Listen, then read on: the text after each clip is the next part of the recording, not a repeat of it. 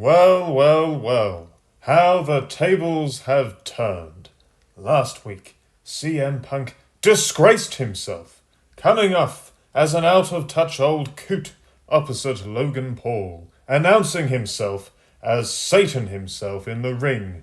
Now, obviously, Satan is ever present in the WWE these days, as servants of the reptilian Illuminati Order's entertainment wing, such as John Cena, The Rock, Logan Paul, and Travis Scott now for some reason, have all had big presence on the shows of late.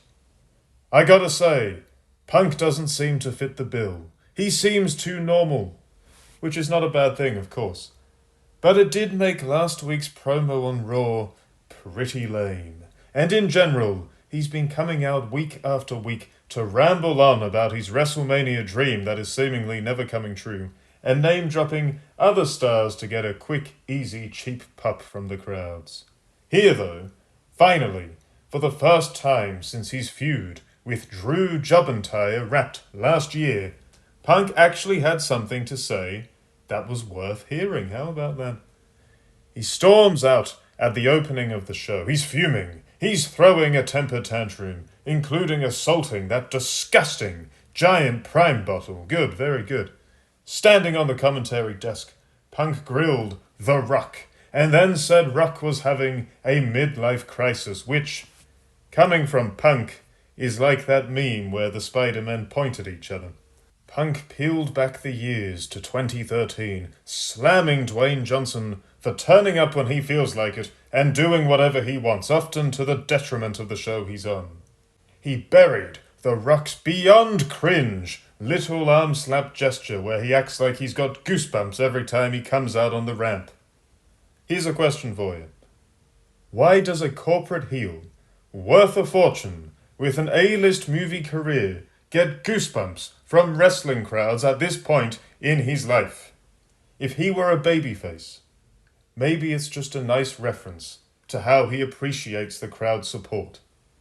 But now that he's a soul-snatching, hole-popping force of evil, it doesn't fit at all. Punk calls out John Cena, and credit to him, he really hammered home the magnitude of Cena's heel turn, including letting down the millions and millions of young fans who have loved John Cena like a superhero for decades now. Punk went on to call them both bold frauds. And you know, it's really not too late for John Cena to just fly over to Turkey and get that bold spot filled in. I'm genuinely amazed he hasn't already, given he's a movie star now, but oh well. Punk then trashed Seth Fruity Rollins, the man who cost him the chamber, and he name-dropped Becky Lynch, suggesting she come and get her man in check before Punk makes him a Professor X situation. Now, before we get to the next part, gotta say, this was an awesome promo. CM Punk gets made fun of all the time on this channel, and I 100% stand by the roasts I've done on him over the past year or so. But this, only a truly insane hater of the guy would pretend this wasn't good mic work. Really strong material. He spoke with passion and anger, and he laid the seeds for a future feud with heel John Cena that could be very interesting. One funny bit where he roasted The Rock's fake People's Champ belt. Funny, but apparently Punk forgot when he walked around with a decoy AEW World title during his final months there, because he carried on as if he himself would never, in a million years, have a silly fake belt on his shoulder. Total kayfabe hypocrite, and still, hilariously, the lineal AEW World Champion. Something he will always be. Kind of wild to think about, kind of embarrassing for a certain Mr. Khan out there, and I don't mean Nick. Seth Rollins came out then, to the ring, that is, not in the way we all keep expecting him to come out. Punk ran up the aisle, and these two got into it. Look, neither of these guys are exactly Bruiser Brody or Stan Hansen on the physical, dangerous, brawling front, but this was a very effective, intense segment that made perfect sense with how much they're meant to hate each other. Security tried to break it up, but these two kept finding each other. Loads of crowd heat for this throughout. Really strong. Fantastic start to the show. Great stuff all round that got the crowd hooked immediately. If more episodes of Raw and SmackDown could open like this, they'd both be much more rewarding viewing experiences. The Judgment Job were out next, and this faction is cooked. This faction is overdone, completely rubbished. A pack of losers at this point, in storyline, not in reality. You just know someone will lose their mind and say, "What have you done compared to Finn Balor?" Not much, if you mean the actual guy. Finn Badjob isn't allowed to win anymore. Carlito is, of course, a career jobber. Morgan and Rodriguez, they have the women's tag belts now. That helps their credibility a little bit, but at the same time, who cares about the women's tag team championships? Dominic Mysterio is a cheap heat magnet, but no one takes him seriously as a threat to anyone. This is now a nothing team that never recovered from getting squashed time and again by Damian Priest and Rhea Ripley after the split last year. Yeah, this was a nothing segment that just teased a new member yet again. Gunther out next, the alleged world champion with a belt that really just feels like the Intercontinental Championship 0.5, right? Slightly above the actual midcard belt, but not actually a main event belt either. He roasted Otis's rather ample waistline. Gunther's heel work here, it was just very basic. In the age of Devil Diddy Ruck and Evil Cena, Gunther is laughably tame and gentle for a bad guy. He seems pretty soft and pretty easygoing, to be honest. And apparently, this was interesting, the referee must be in cahoots with Gunther because he started the match right after the Austrian cheap shot at Otis. Shameful. The match itself was solid. Fans were very supportive of Otis, who got a lot more offense in against the champ than Akira Tozawa did last week. He hit Gunther with a fallaway slam on the outside, and even no-sold the Austrian's dreaded chops at one point. After a fair bit of back and forth, Gunther wore the rotund underdog down with a series of clotheslines before getting the pinfall with a powerbomb. This was the most over and relevant Otis has been in a long, painfully long time, probably since the Chad Gable heel turn last year. Gunther was then beating down the American Alpha jabronis when Jey Uso ran out. "Yeet!" everyone shouted, and he hit Gunther with that awful, just awful, low-impact spear of his. It's even worse than Edge's low-impact spear. He started going, "Yeet!" with the crowd after that, but then Austin Theory and Grayson Waller jumped him. I think because there was that exchange between them the other week on Raw. I just don't think anyone cares, to be honest with you. Theory and Waller are old news. Triple H has seen to that. Fortunately for Uso, with that in mind, Austin Theory is not allowed to be anything more than a comedy goober jobber, weaker than a decaf cup of coffee with extra soy milk. So Uso fended them off to look tough. Ooh. Unfortunately for Uso, it was not a happy ending doing the old "yeet" with the crowd. Oh no. Gunther put him to sleep with the sleeper and stood tall. The segments with these two, even if you're a big fan of them, they're just very repetitive. Who comes out on top alternates between them week to week, but it's always the same kind of deal. Gunther is a big bully.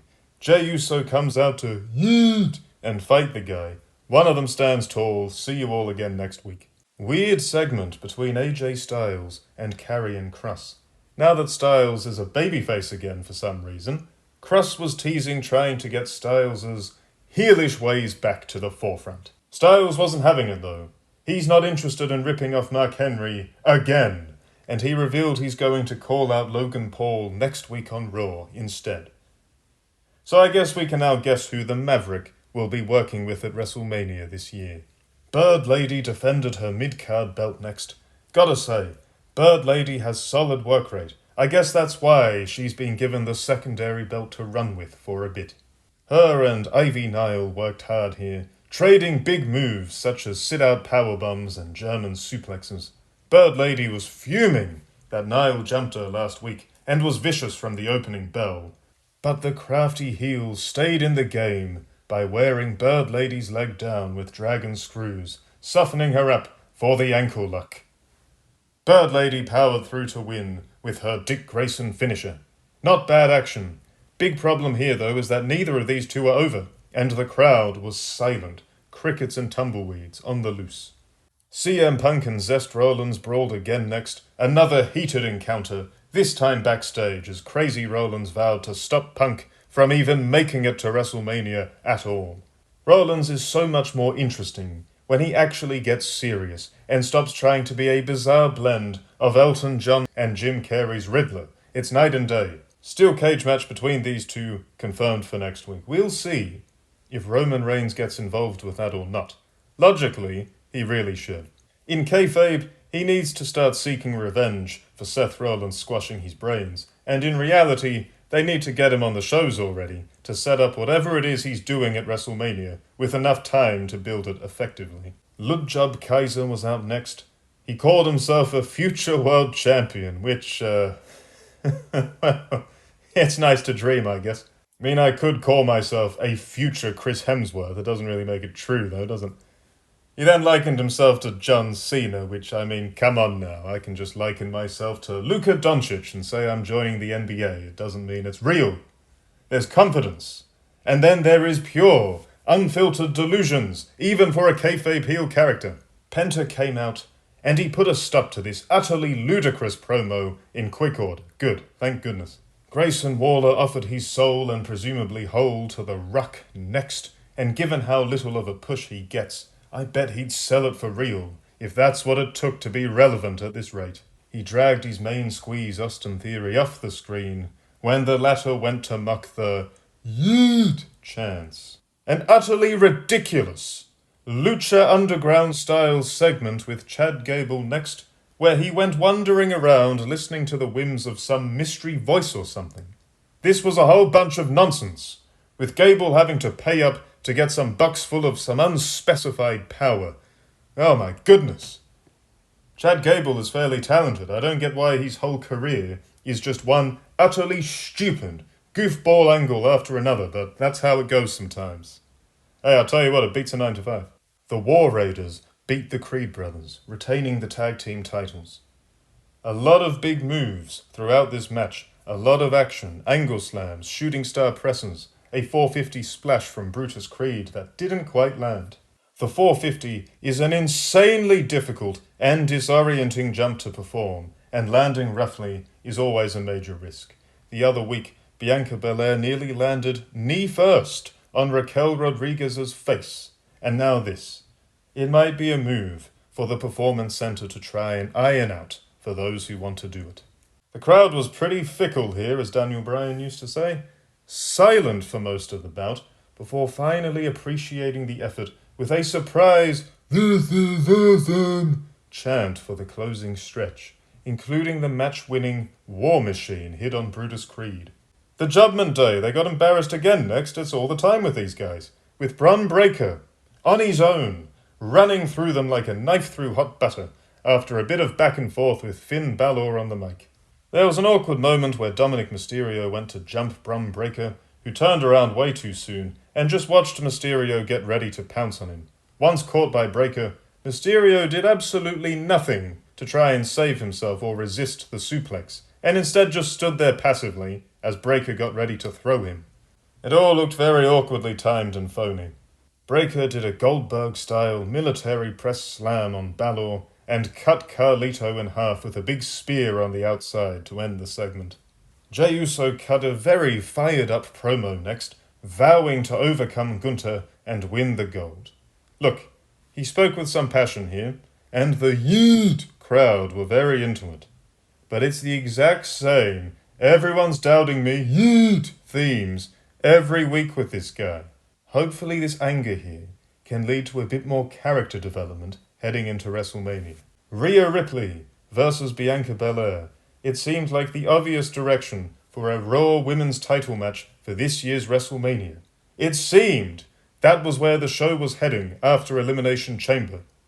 Well, guess again, because Mammy, oh man, someone retire that nickname, lost to Iyo Sky yet again. Apparently, Rhea Ripley has never beaten Iyo Sky or something, I wasn't really listening. And it turns out this week's Raw was not designed to rectify that. A lot of back and forth early on. Sky got a slight advantage by working over Ripley's arm.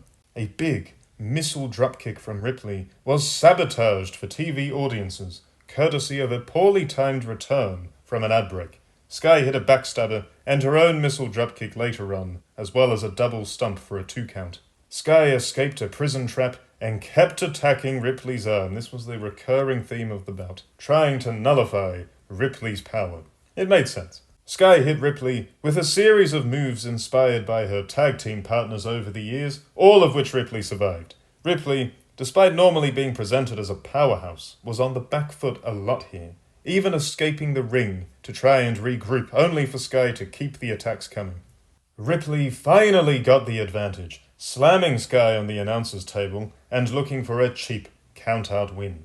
Bianca Belair, that reminds me. Bianca Belair was watching on this whole time. It just wasn't interesting enough to mention until now. She was there. She encouraged Sky to get in before the count for some reason.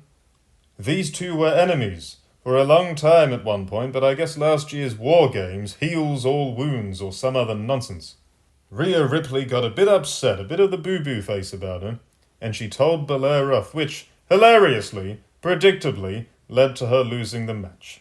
The shoving match between Belair and Ripley on the outside allowed Sky to regroup enough that she countered Ripley's top rope riptide right after the Aussie vowed to see Belair at Mania, making her look like a complete buffoon. Sky hit the moonsault for the win. Get ready for a random triple threat bout at Mania, as Ripley will no doubt use the excuse of being distracted by Belair to get into the match. So this show had a great start, but it turned into pure, unfiltered, triple nose boringness from that point on. Check out the Punk stuff, and if you're a fan of Sky or Ripley, the main event, I guess. But there's nothing else of note here, with Rock and Cena apparently waiting for SmackDown.